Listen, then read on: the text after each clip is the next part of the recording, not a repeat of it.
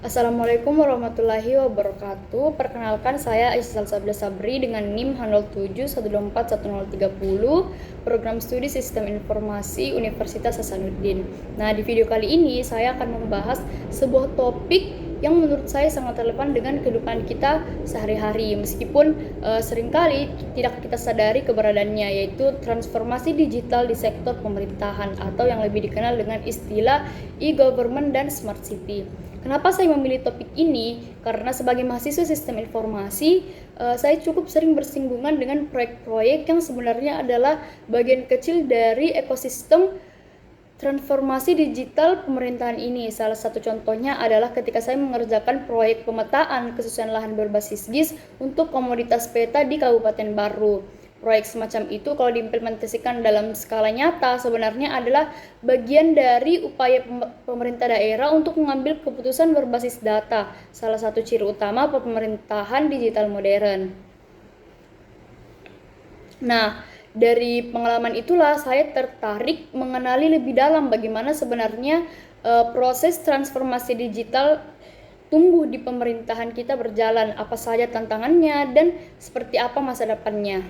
Nah, sebelum masuk lebih jauh, mari kita samakan dulu pemahaman kita tentang apa saja yang dimaksud dengan transformasi digital di sektor pemerintahan. Nah, secara sederhana, transformasi digital pemerintahan adalah proses perubahan cara kerja instansi pemerintah dari yang semulanya itu manual dan berbasis kertas menjadi berbasis teknologi digital dengan tujuan meningkatkan efisiensi, transparansi, dan kualitas pelayanan kepada masyarakat. Nah, istilah yang sering digunakan untuk ini itu ada dua yang meskipun mirip sebenarnya punya penekanan berbeda. Yang pertama adalah e-government atau pemerintahan elektronik.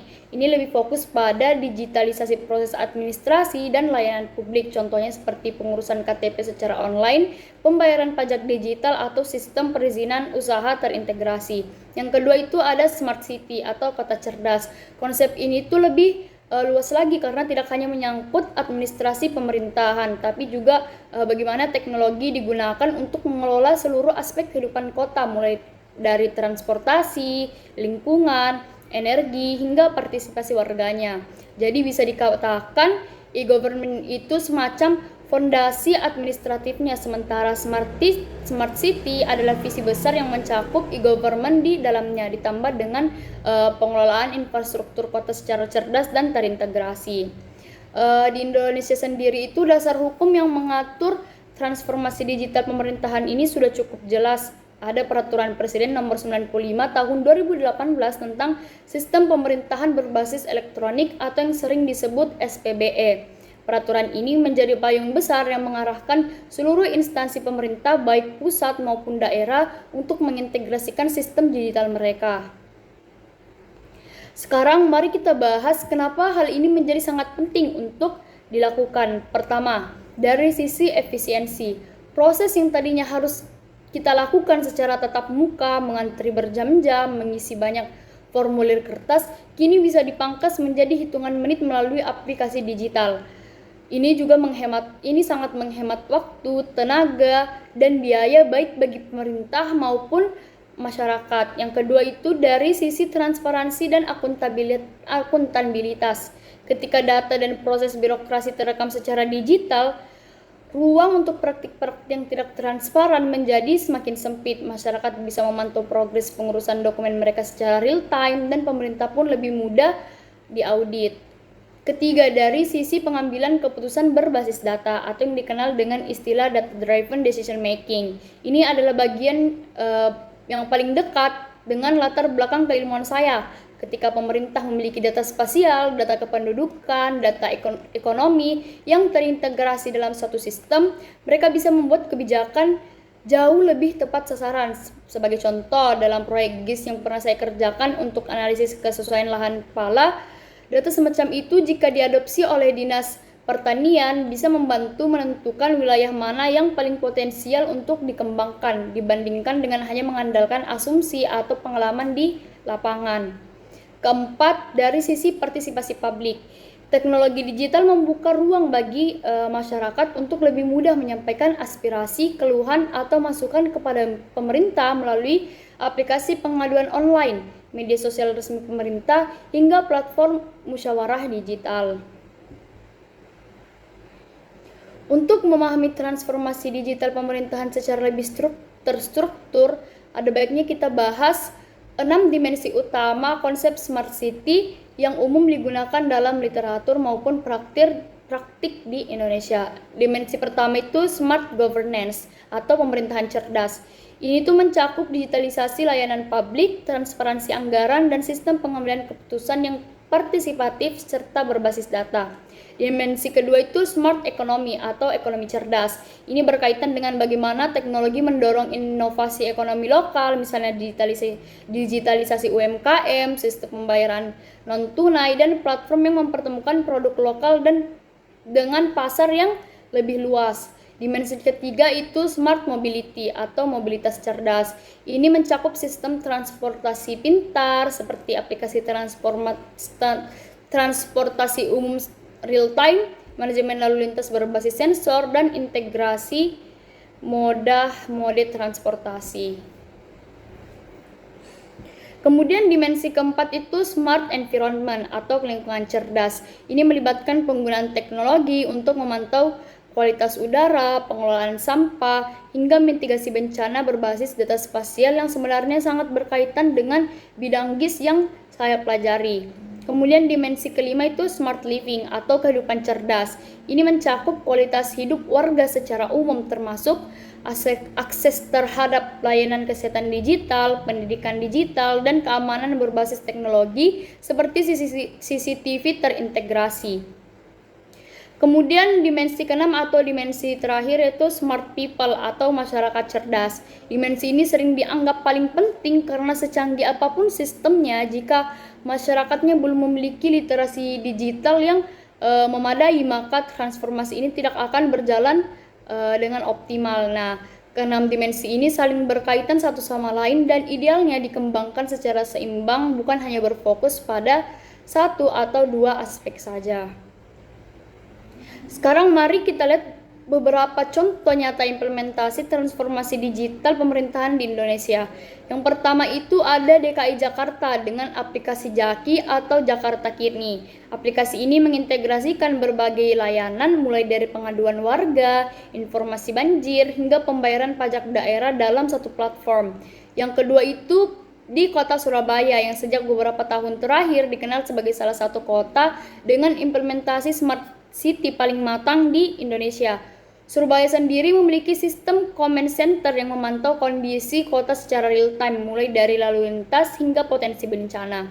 Kemudian yang ketiga, dan ini paling dekat dengan saya, yaitu Kota Makassar dengan program Makassar Smart City. Program ini mencakup berbagai inisiatif seperti sistem pengaduan online, digitalisasi perizinan, hingga pemanfaatan CCTV terintegritas untuk keamanan kota. Sebagai warga yang tinggal dan berkuliah di Makassar, saya merasakan langsung bagaimana beberapa layanan publik di sini sudah mulai bertransformasi ke arah digital, meskipun tentunya masih ada ruang untuk perbaikan. Nah, di level nasional ada juga inisiatif seperti Satu Data Indonesia yang bertujuan mengintegrasikan data dari berbagai kementerian dan lembaga agar tidak menjadi duplikasi atau inkonsistensi data. Ini penting sekali karena salah satu masalah klasik pemerintahan kita adalah data yang tersebar dan tidak terstandarisasi antar instansi. Dari sudut pandang saya sebagai mahasiswa sistem informasi, inisiatif semacam Satu Data Indonesia ini sebenarnya adalah pekerjaan rumah yang sangat besar karena menyangkut integrasi sistem, standarisasi format data, hingga keamanan data dalam skala nasional. Nah, transformasi digital pemerintahan ini tidak lepas dari beberapa teknologi kunci yang menjadi enabler atau pendukung utamanya. Pertama itu cloud computing yang memungkinkan instansi pemerintah menyimpan dan mengelola data dalam skala besar tanpa harus membangun infrastruktur server sendiri yang mahal. Yang kedua itu big data dan data analisis yang memungkinkan pemerintah mengolah data dalam jumlah besar untuk mendapatkan insight, misalnya pola kepadatan penduduk, tren ekonomi, atau potensi bencana. Ketiga itu Geographic Information System atau GIS yang menjadi tulang punggung dalam perencanaan tata ruang, mitigasi bencana, hingga analisis potensi wilayah. Ini adalah bidang yang saya pelajari di kampus karena saya mengerjakan proyek pemetaan digitasi wilayah pemukiman di Desa Benteng Gajah, Kabupaten Maros menggunakan QGIS. Teknologi semacam ini jika diadopsi secara masif oleh pemerintah daerah bisa sangat membantu dalam perencanaan pembangunan yang lebih presisi. Keempat itu ada artificial intelligence atau kecerdasan buatan atau biasa kita kenal dengan AI yang mulai digunakan untuk berbagai keperluan seperti chatbot layanan publik, sistem deteksi dini bencana, hingga analisis prediktif untuk kebijakan. Kelima itu ada Internet of Things atau IoT yang digunakan misalnya dalam sponsor pemantau kualitas udara, sistem lalu lampu jalan pintar, atau sensor ketinggian air untuk deteksi banjir. Nah, semua teknologi ini saling terintegrasi dan menjadi fondasi bagi terwujudnya pemerintahan yang benar-benar smart, bukan sekedar digital di permukaan saja. Meskipun potensinya besar, transformasi digital di pemerintahan Indonesia masih menghadapi berbagai tantangan yang cukup kompleks. Tantangan pertama itu adalah kesenjangan infrastruktur atau digital divide. Tidak semua wilayah di Indonesia memiliki akses internet yang memadai. Kesenjangan antara kota besar dan daerah terpencil ini membuat implementasi transformasi digital menjadi tidak merata. Tantangan kedua adalah keamanan data dan privasi atau cyber security. Semakin banyak data pemerintah yang tersimpan secara digital, semakin besar pula risiko kebocoran data atau serangan cyber.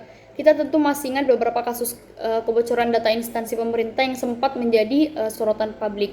Tantangan ketiga itu adalah kesiapan sumber daya manusia. Tidak sedikit aparatur sipil negara yang belum terbiasa atau bahkan kesulitan beradaptasi dengan sistem digital baru, sehingga dibutuhkan pelatihan dan perubahan budaya kerja yang tidak instan. Kemudian tantangan keempat adalah fragmentasi sistem, di mana masing-masing instansi kadang membangun sistemnya sendiri-sendiri tanpa standar yang seragam, sehingga sulit diintegrasikan satu sama lain. Ini yang sebenarnya coba diatasi melalui program Satu Data Indonesia yang saya sebutkan sebelumnya. Kemudian tantangan terakhir dan tantangan kelima adalah resistensi budaya birokrasi. Perubahan dari sistem manual ke digital bukan hanya soal teknologi, tetapi juga soal mengubah kebiasaan dan pola pikir yang sudah mengakar lama dalam birokrasi kita. Di bagian ini saya ingin berbagi refleksi personal. Jadi saya sebagai mahasiswa sistem informasi yang sudah berapa kali sudah mengerjakan proyek dengan data spasial, basis data, dan pengembangan sistem, saya semakin menyadari bahwa transformasi digital pemerintahan bukanlah suatu yang jauh dari jangkauan kita sebagai mahasiswa.